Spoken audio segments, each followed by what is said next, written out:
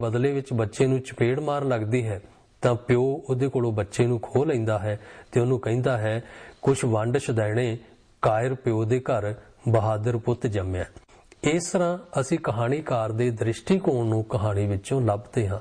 इसे तरह संत सिंह सेखों ने कहानी लिखी है प्रेमी दे न्याणे। इस कहानी विच बच्चों के कारजां द्वारा बच्चों नूं विशेष स्थितियां दे विच पा के इस पक्ष नूं उघाड़िया गया है कि सानू अंध विश्वास दे विच नहीं पैना चाहिदा, कारजात्मक अमल दे विचों ही बहादुर हो के स्थितियां दा मुकाबला कीता जा सकदा है।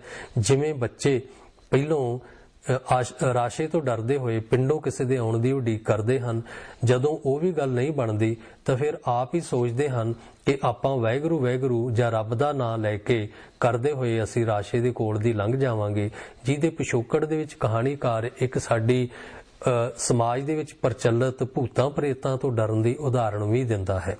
तां इहदे विच एक बड़ा सूखम जिहा वाक है जिहदे विच बच्चे कहंदे हन कि भूत प्रेत तां रब को डर सकदे ने पर मनुख जिहड़े हन वो रब तो नहीं डरदे, राशा तां एक मनुख है। जदों उन्हां दी समस्या दा कोई भी समाधान नहीं लभदा तां अंत नूं बच्चे अपनी मां दा सहारा तकदे ने ते आपस सलाह करदे ने कि जे राशा सानूं फड़न लग्या तां असीं कहांगे असीं प्रेमी दे न्याणे हां।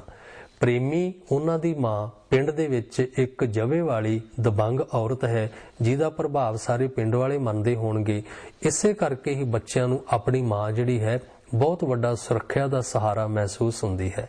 इस तरह लेखक ने समाजवादी आशे अनुसार कि मनुख ही मनुख दा दारू है कहानी दे विच बच्चों की मनोदशा नूं पेश कीता है।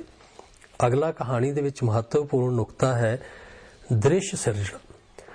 कहानीकार अपने आशे अनुसार कहानी दे उन्हां तत्थां दे उपर वधेरे जोर दिंदा है जिन्हां नूं ओह उभार के कहानी च पेश करना चाहुंदा है जां पाठकां दे मनां दे विच स्थित कराउणा चाहुंदा है।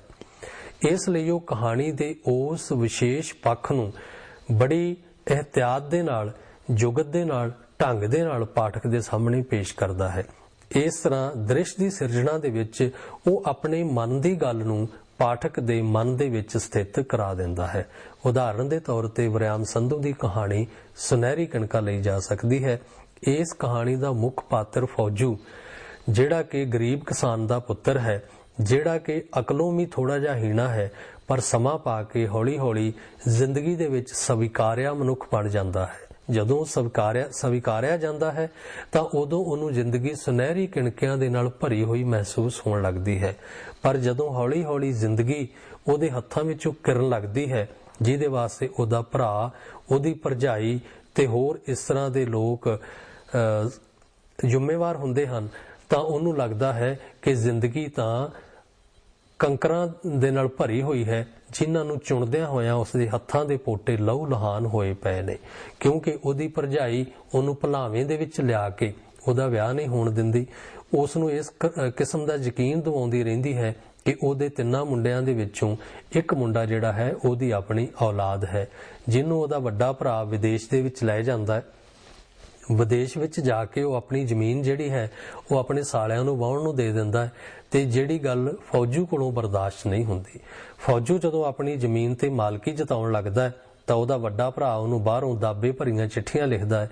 एक वारी आके उत्ते पुलिस भी लिआउंदा है तां फौजू जिंदगी दे विच बहुत बेइज्जत होया महसूस करदा है। उहदा मानसिक तवाजन डोल जांदा है ते फिर वो ऐसी नीम अवस्था दे विच विचरदा है कि पिंड दे हर जणे खणे कोल जाके कहिंदा है कि ओहदी धौण वढ देवे, ओहदा गल जिहड़ा है वो वढ देवे ते उसनूं मार देवे। पर जदों कोई भी पिंड दा बंदा ओहदी इच्छा पूरी नहीं करदा तां कहानी दे अंत उपर जाके एक ऐसा दृश्य पेश किया गया है कि सारा पिंड किसी विशेष मौके ते पिंड दी वड्डी ढाब जिहड़ी है उहदे कंढे ते इकट्ठा होया होया तां पिंड दा कोई तमाशबीन व्यक्ति फौजी नूं कह दिंदा है कि फौजिया तू रोज़ कह छड्डदा है कि मैनूं मार दिओ, जे तू मरना ही चाहुंदा है ते जा इस ढाब विच डुੱਬ के मर जा। फौजू दे मन दे विच ख्याल आउंदा है कि इह तां काम ही बड़ा सौखा है, उहनूं इस दा पहला ख्याल क्यों ना आया। ते लोकां दे सामणे पिंड दे लोकां दे वेखदे वेखदे फौजू ढाब दे विच डुੱਬਣ दे लई भी पानी दे विच उतरना शुरू हो जाता है। लोग हस रहे हैं, मजाक कर रहे हैं, फौजू पानी विच डुੱਬਦਾ जा रहा है ते हौली हौली जदों पानी की सतह ते नीचे चले जाता है ਤਾਂ ਸਾਰਾ ਪਿੰਡ ਇੱਕਦਮ हैरान परेशान होया चुपचाप सन्नाटे दे विच छा जांदा है। थोड़ी ही देर बाद पिंड वासी की देखते हैं कि फौजू वापस आ रहा है तो लोग फिर हसना शुरू कर दिंदे ने। जदों फौजू तुरदा तुरदा छप्पड़ दे विचों ढाब दे विचों बाहर आ जांदा है ते उन्हें अपना हत्थ जेब ते रखिया हुंदा है। पिंड वाले पुछदे ने क्यों भी फौजिया तू मरन दा प्रोग्राम फिर कैंसल करता है? तो फौजू बड़ी संजीदा अवस्था दे विच कहंदा है, जेब दे विचों चिट्ठी कढ के विखाउंदा है ते कहंदा है ये भजने दी चिट्ठी आई सी इंग्लैंड तो।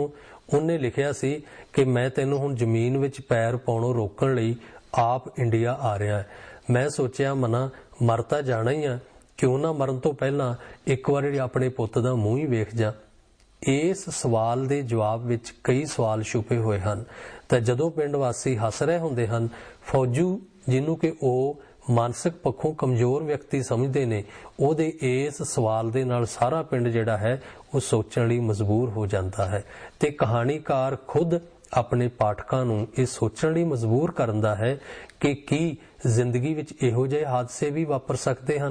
इस तरह कहानीकार दृश्य की सिरजना करके अपने पाठक नूं ਉਹ गल सुझा दिंदा है जां समझा दिंदा है जिन्हों सधारण अर्थां जां सधारण ढंग दे नाल समझाना औखा हुंदा है।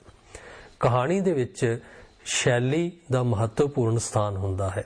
स्टाइल इज ए मैन कहंदे ने कि हर मनुख दे लिखण दा, बोलण दा, पेश करन दा, बयान करन दा अपना ढंग हुंदा है। इसे नूं शैली कहंदे ने। पर इस दे नाल नाल संकल्पात्मक शब्दां दे विच शैली तो भाव है कि कहानी रचना नूं किस ढंग दे नाल विਉਂਤਿਆ ते पेश कीता जा रहा है। इहदे आधार ते असीं कह सकदे हां कि शैली कई प्रकार दी हुंदी है। जिवें वर्णनात्मक शैली, ਉਹਦੇ ਵਿੱਚ ਲੇਖਕ वर्णन द्वारा सानू सारी कहानी सुणाउंदा है। इसे तरह चिट्ठी पत्र शैली, जिहदे विच चिट्ठी पत्र की सहायता नाल कहानी दे विच घटनावां अगे तुरदियां हन। इसे तरह संबोधनीय शैली हुंदी है, जदों कहानी दे विच कोई नेता किस्म दा पात्र किसी चौंक चराहे दे विच खलो के लोकां नूं, पाठकां नूं संबोधन करन लग पए तां ओह संबोधनीय शैली हुंदी है। इसे तरह मनोविग्यानक शैली, जिहदे विच पात्रां दा मनोविश्लेषण करके मन अंतर दे विच खुबियां होईयां गल्लां नूं पेश कीता जांदा है तां उहनूं मनोविश्लेषणात्मक शैली कहा जांदा है। अगला महत्वपूर्ण नुकता है भाषा। भाषा जिहड़ी है ਸਾਹਿਤ ਦਾ सब तो ਵੱਡਾ ਤੇ महत्वपूर्ण हथियार है। भाषा द्वारा ही ਸਾਹਿਤ ਦੀ रचना ਤੇ पेशकारी हो सकती है। भाषा द्वारा ही ਸਾਹਿਤਕਾਰ ਜਾਂ कहानीकार अपने मन विच पए हुए अमूर्त विचारां नूं समूर्त करके पेश करता है। सो भाषा जिहड़ी है ये बहुत जरूरी है। कहानीकार वास्ते बहुत जरूरी है कि ਉਹਦੀ अपनी भाषा जिहड़ी है शुद्ध केंद्री पंजाबी भाषा होवे, जिहदे विच ਉਹ मुख पात्र दी जां बिरतांतक वक्ते दी जिहड़ी गलबात है वो शुद्ध केंद्री पंजाबी भाषा च होनी चाहिदी है। कहानी विच पेश कीते जा रहे पात्र जिहड़े हन उन्हां नूं यथार्थक रूप देण लई जां विशेषता देण दे लई उन्हां दी लोकल भाषा बुलवाई जा सकदी है। इहदे नाल कहानी दे विच जिथे विभिन्नता आउंदी है, वन सुवन्नता आउंदी है, वखरी वखरी रंगण आउंदी है, उत्थे कहानी नूं असीं वधेरे यथार्थकता भी प्रदान करदे हां। पर यह जरूरी है, बर जरूरी है कि लेखक दी भाषा भाव वर्णन करन वाले बिरतांतकार दी भाषा जिहड़ी है वो शुद्ध केंद्री भाषा होनी चाहिदी है। भाषा दे विच असीं बिंबां प्रतीकां द्वारा गल नूं स्पष्ट करदे हां। वैसे बिंब ते प्रतीक कविता दा खेतर है, पर कहानी दे विच भी इन्हां दी मनाही नहीं है। बिंबां ते प्रतीकां द्वारा गल नूं वधेरे स्पष्ट रूप दे विच समझाया जांदा है। कई वारी कहानीकार प्रतीकां नूं जुगत वजों भी वरतदा है। असीं देखदे हां कि बहुत सारियां कहानियां दे नां ही प्रतीकात्मक हुंदे हन। विरक दीयां कहानियां जिवें मच्छर, तूड़ी दी पंड, खब्बल, ये सारे प्रतीकात्मक नां हन। ते नावां वांग ये कहानियां दे विच प्रतीकां दी सिरजना जिहड़ी है वो कहानी दे भेत नूं प्रगट करन दे लई सहायता करदी है। सो विद्यार्थी दोस्तों, ये सी अपनी कहानी दा सिद्धांत जिहदे वख-वख तत्त तुहाडे नाल साझे कीते हन। इन्हां सारियां गल्लां नूं पढ़ के, समझ के, जाण के, विचार के असीं कहानी नूं वधेरे चंगे ढंग नाल पढ़न ते समझण दे योग हो सकदे हां। धन्नवाद।